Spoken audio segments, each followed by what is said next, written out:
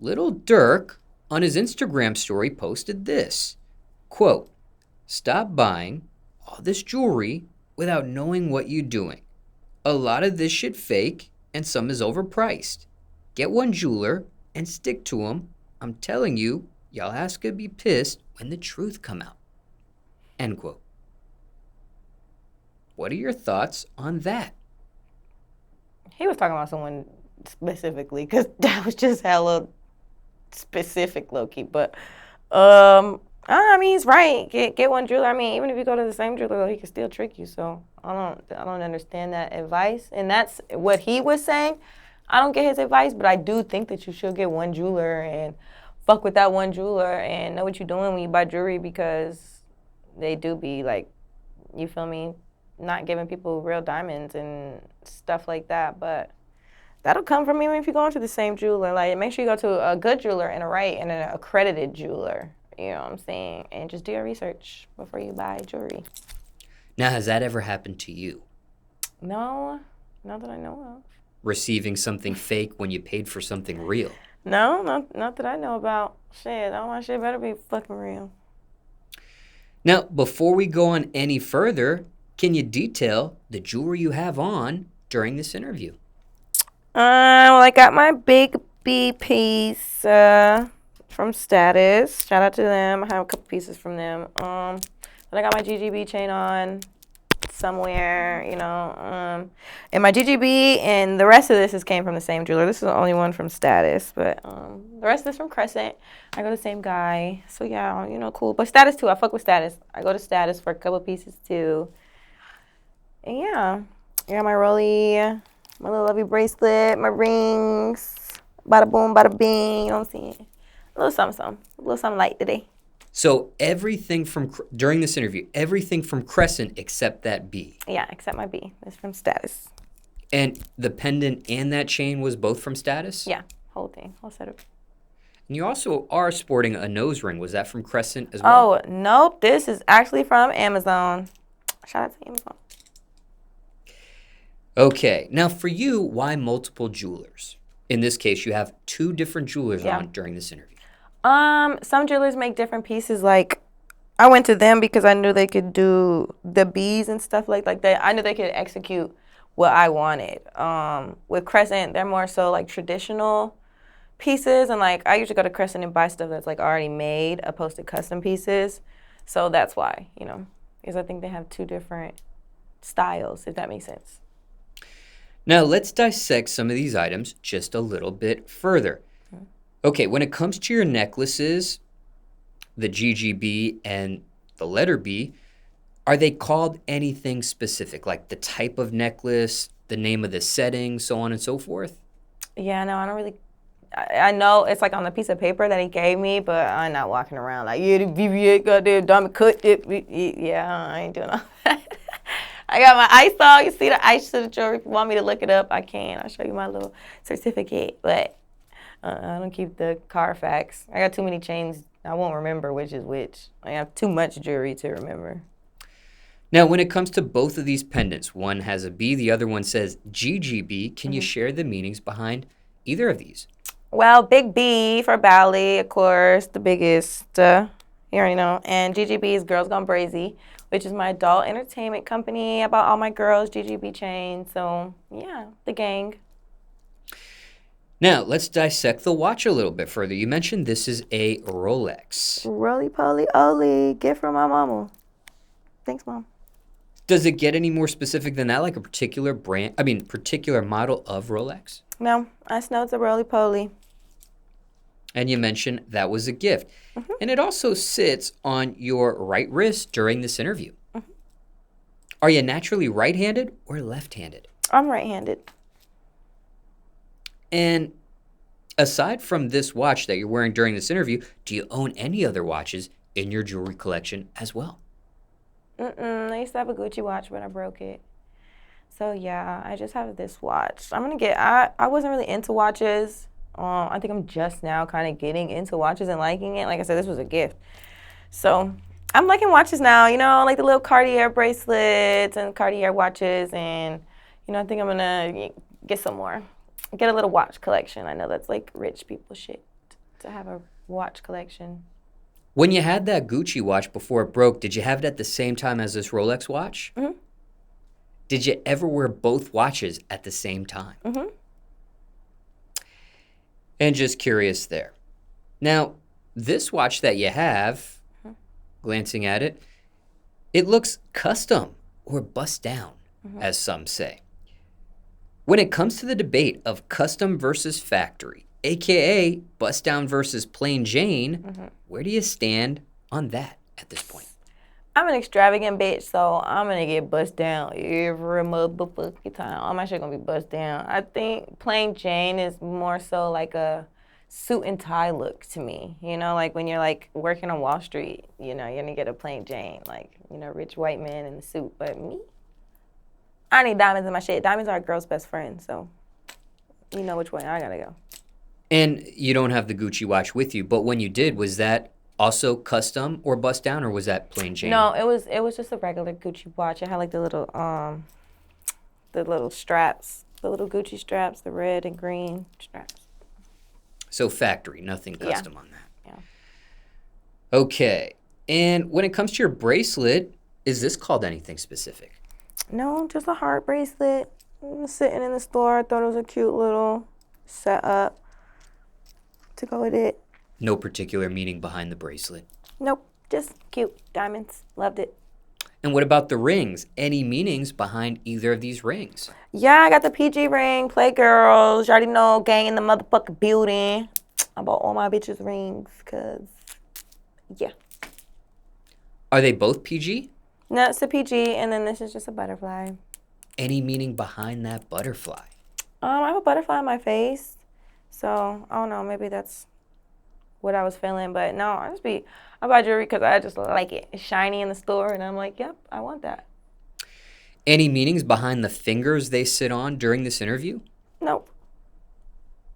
I'm just putting on whatever fingers I'm feeling. Sometimes my fingers be fatter, so I have to switch it up, but. Oh, also forgot to mention you are sporting some earrings. Oh, yeah, just one. Okay, just one. Sorry there. Is the earring from either of these jewelers? Nope, also from Amazon. It's actually a nose ring. These two are both from Amazon. Got it. And why Amazon for you on both of these selections? I love Amazon. Amazon, if I could buy it off Amazon, I'm motherfucking buying it, okay? Y'all need to sponsor me, Amazon. The biggest Amazon shopper. And I've been on Amazon before everybody else was on Amazon. Now, there is no diamond tester on hand at the moment, but these are all real diamonds. Of course. No lab diamonds. No. What is your opinion on that?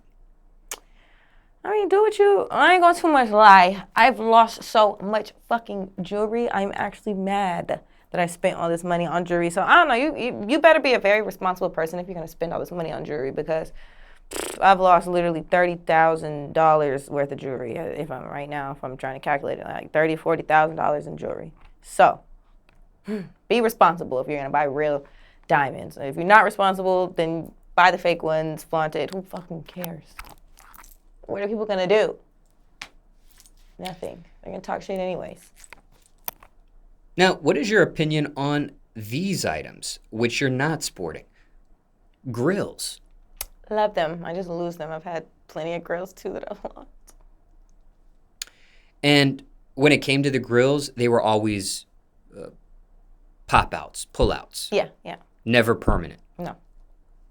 What's your opinion on that debate? Some do the pop-out, pull-out thing, and some go permanent. I think permanent teeth look so fucking good on a nigga. Like the permanent diamond gold, but that's so cute. I love that in a man's mouth. I feel like I like that. And I think for girls, the pull-outs. So, yeah.